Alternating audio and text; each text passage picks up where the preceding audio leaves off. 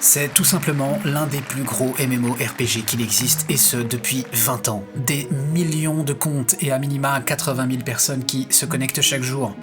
EVE Online, c'est pas un simple jeu vidéo, c'est une galaxie persistante, un monde vivant qui ne s'arrête jamais. Ici, ce sont les joueurs qui façonnent l'univers, et vous vous doutez bien qu'en 20 ans, il s'en est passé des choses. En plus d'y écrire des histoires folles, les joueurs y ont créé des économies complexes, un système politique, des factions, des fédérations, des alliances. C'est un univers d'une richesse et d'une complexité rarement égalée. Chaque joueur ici a la possibilité de commander des vaisseaux spatiaux allant de frégates agiles à des titans colossaux, capables de raser des flottes entières. Dans cet univers, vous pouvez, à travers des systèmes stellaires, bâtir des empires galactiques avec des stations orbitales et des flottes immenses. Vous pouvez commercer des ressources rares comme le tritanium ou le noxium, ou voir vos rêves s'effondrer sous les tirs implacables d'une flotte ennemie.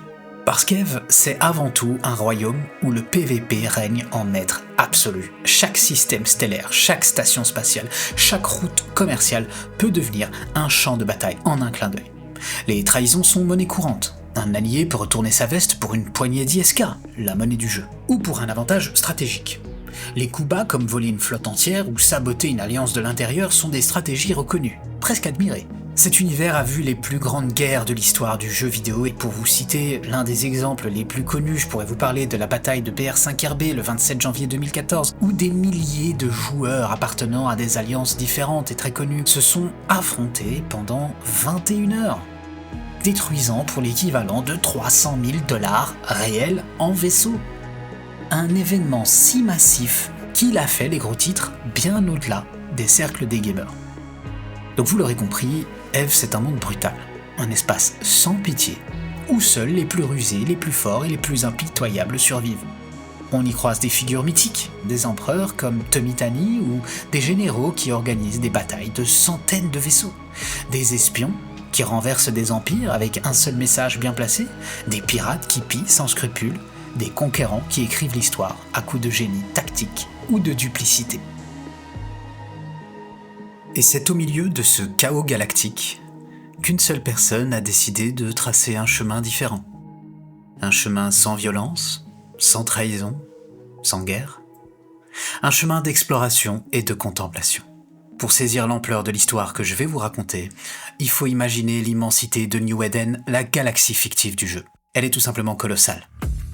7805 systèmes stellaires, chacun relié par des Stargates, ces portails de saut qui percent l'espace, ou dans le cas des wormholes, par des trous de verre éphémères qui apparaissent et disparaissent comme des mirages. Chaque système est un monde à part entière. Des planètes aux couleurs vibrantes, des lunes baignées de lumière, des stations spatiales imposantes, mais aussi, et vous l'aurez compris, des dangers omniprésents. New Eden se divise en plusieurs zones, chacune avec ses lois, ou son absence de loi. Il y a l'espace impérial, scindé en deux, le High-Sec pour haute sécurité, où la police galactique, sous forme de PNJ appelée Concorde, patrouille et punit toute agression en quelques secondes. No! Et puis le Low-Sec, basse sécurité, où les pirates rôdent librement, profitant de l'absence de Concorde pour tendre des embuscades. Plus loin s'étend le Null-Sec, un espace à sécurité nulle qui couvre plus de 3000 systèmes. Un territoire pour le coup sauvage, contrôlé par des alliances de joueurs. Des coalitions qui revendiquent donc des territoires où la loi du plus fort est la seule qui compte. Et enfin, il y a Anoikis, l'espace Wormholes, un labyrinthe de 2604 systèmes sans Stargate fixe, accessible uniquement par des trous de verre aléatoires. Un espace peuplé de drones PNJ agressifs appelés Sleepers et des colonies de joueurs imprévisibles tapis dans l'ombre. Visiter chaque système signifie braver tout cela. Traverser des zones de guerre où les flottes s'entretuent, infiltrer des territoires hostiles surveillés par des alliances paranoïaques, ou éviter des embuscades tendues par des chasseurs avides de gloire. Et puis dans EVE, vous êtes rarement seul. La galaxie est colonisée par des dizaines de milliers de joueurs actifs, certains prêts à vous détruire pour une prime, ou simplement par plaisir de voir votre vaisseau exploser en nuages de débris.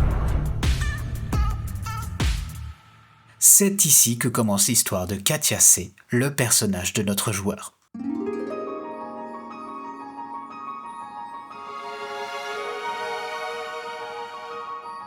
Nous sommes fin 2009. EVE Online existe depuis 6 ans déjà, et des dizaines de milliers de pilotes sillonnent l'espace de New Eden. Certains s'engagent dans les guerres les plus sanglantes et d'autres partent exploiter les ressources des systèmes reculés, amassant des fortunes en minéraux rares ou en artefacts anciens.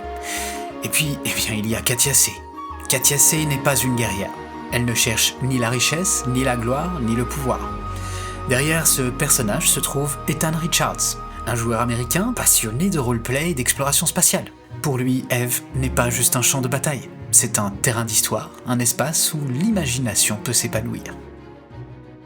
Il imagine Katia comme une Kaldari d'ascendance Akura, une ethnie de l'univers d'Eve connue pour ses stargazers, des observateurs des étoiles.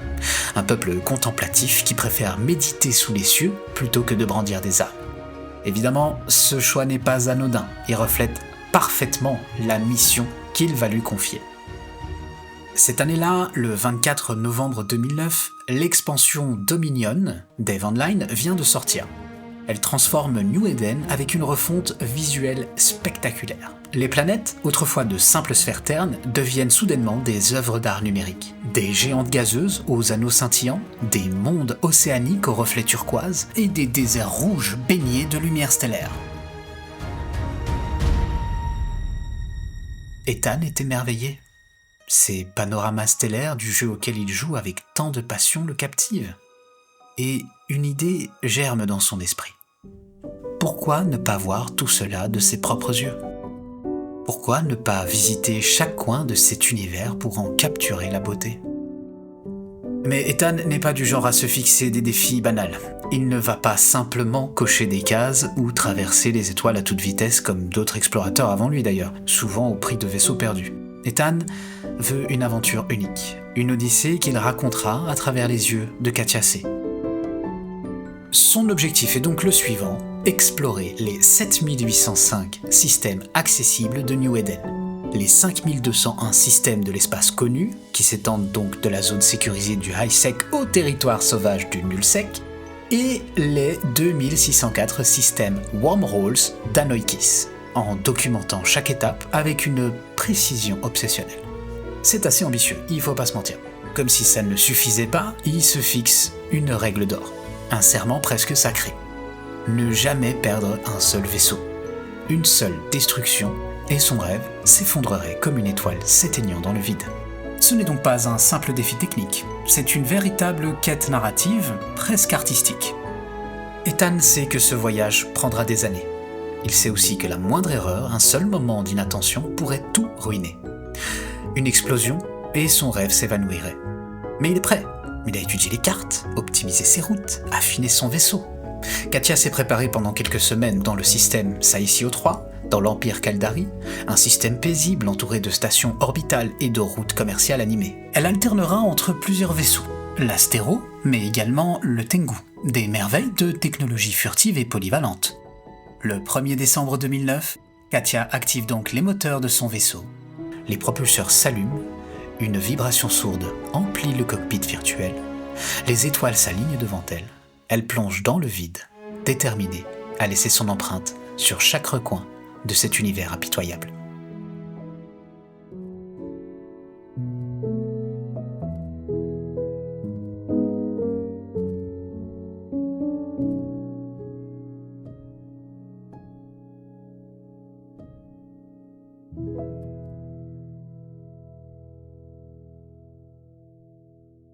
Katia commence donc son périple dans le High-Sec, l'espace sécurisé de New Eden.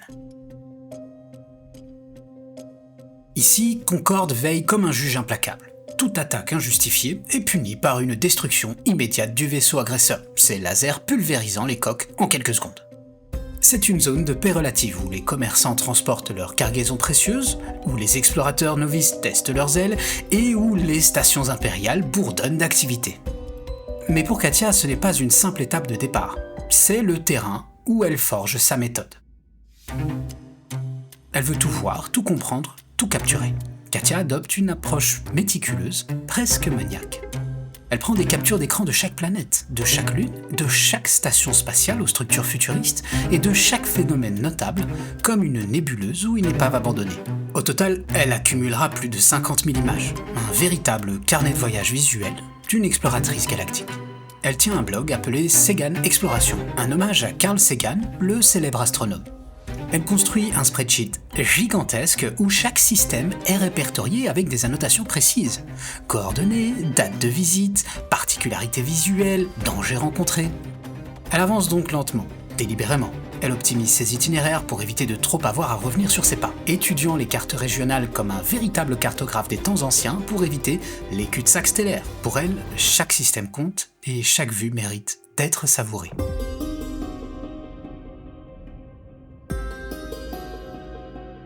Elle visite même des lieux uniques créés par la communauté. Comme le cimetière Moléa par exemple, dans le système du même nom. Un cimetière spatial entretenu par les joueurs. Là, des balises flottent dans le vide, chacune portant un message en mémoire à des personnes réelles ou fictives. Un hommage émouvant dans cet univers de guerre. Katia s'y arrête, capture l'instant et ajoute une note dans son carnet.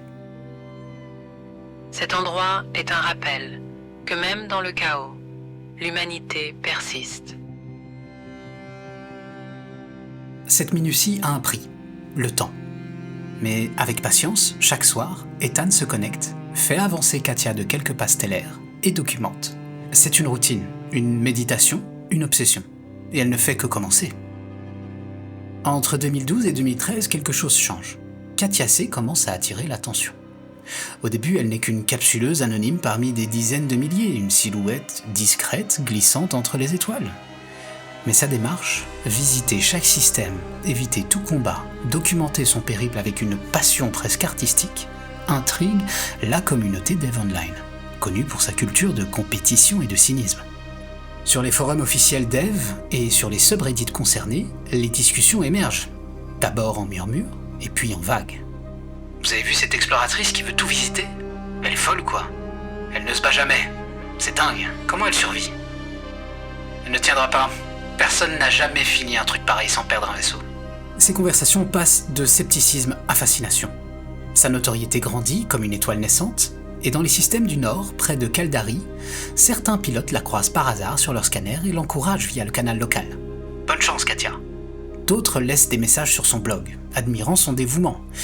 Mais il faut dire une chose très importante. Dans EVE Online, être connu n'est pas toujours un cadeau. C'est même souvent une malédiction. Sa célébrité devient une arme à double tranchant. Si certains la voient comme une figure inspirante, d'autres y voient une opportunité. Des chasseurs commencent à surveiller ses déplacements, rêvant d'être celui ou celle qui mettra fin à sa série intacte. Une prouesse qui leur vaudrait une gloire instantanée dans la communauté. Des primes apparaissent sur sa tête. Pas pour sa richesse, Katia n'amasse pas d'ISK, mais plutôt pour le prestige de la tuer, pouvoir dire « J'ai abattu la pacifiste qui se pensait invincible ». Petit à petit, elle finit même par recevoir des messages privés. « Je te traquerai jusqu'à ce que tu exploses. Ce n'est qu'une question de temps. » Katia comprend vite que sa visibilité est un danger. Ce qu'il faut comprendre, c'est que plus Katia s'enfonce dans l'espace impérial, plus elle est confrontée au système low-sec, de basse sécurité, dans lesquels Concorde n'intervient pas systématiquement. On est loin de l'anarchie des systèmes null-sec, les stations sont protégées. Cela n'empêche que c'est un terrain extrêmement dangereux, dans lequel les embuscades sont monnaie courante. Katia adapte donc sa stratégie pour survivre à cette chasse grandissante. Elle arrête de publier ses avancées en temps réel sur Sagan Exploration. Ses billets deviennent rétrospectifs et très vagues sur les positions actuelles. Elle ne dévoile plus ses itinéraires à l'avance, gardant ses plans secrets, et elle coupe toute communication dans les canaux locaux, devenant une ombre silencieuse dans la galaxie. En réalité, le silence devient son bouclier. Mais même cloquée dans l'ombre, elle sait que les regards sont braqués sur elle. Sa légende grandit, et avec elle, la pression. Dans le low-sec, Katia C doit réinventer sa façon de voler. Fini la tranquillité relative du high-sec. Ici, les pirates campent sur les Stargates, les chasseurs tentent des pièges et chaque saut est un pari. Elle établit donc 3 règles pour survivre. Scanner avant chaque saut. Elle ajuste son D-scan sur une portée de 14 unités astronomiques, cherchant des signatures d'intercepteurs rapides et les vaisseaux hostiles près des Stargates. Elle évite les routes classiques. Elle crée des safe spots, des points de warp personnalisés au milieu du vide, loin des chemins habituels pour contourner les embuscades. Et évidemment, elle surveille les données, l'information étant une des armes les plus puissantes. Elle consulte Dotlan, un site de cartes montrant l'activité des systèmes, comme les derniers sauts récents à travers les portails, et Skillboard, un registre des combats pour repérer les zones chaudes à éviter. Elle glisse donc entre les systèmes, invisible grâce à son module de camouflage Covert Ops, un dispositif qui rend son Tengu indétectable même en mouvement. Globalement, les premières années d'exploration dans le territoire impérial se déroulent sans accroc. Mais, un soir de 2014, elle tombe dans son premier piège. Elle saute dans un système apparemment vide. Pas de signature sur le canal local, pas d'alerte immédiate. Mais son des scans s'affole. Plusieurs intercepteurs surgissent, des vaisseaux rapides, conçus pour attraper les imprudents. Ils l'attendaient. Son cœur s'accélère. Elle active son camouflage Covert Ops dans la seconde, devenant une ombre parmi les étoiles.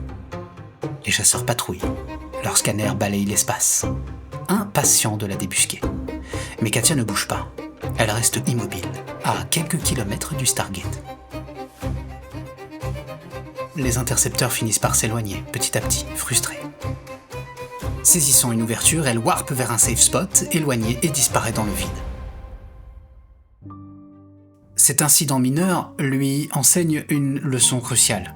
Dans Eve, la patience est une arme aussi puissante que n'importe quel canon.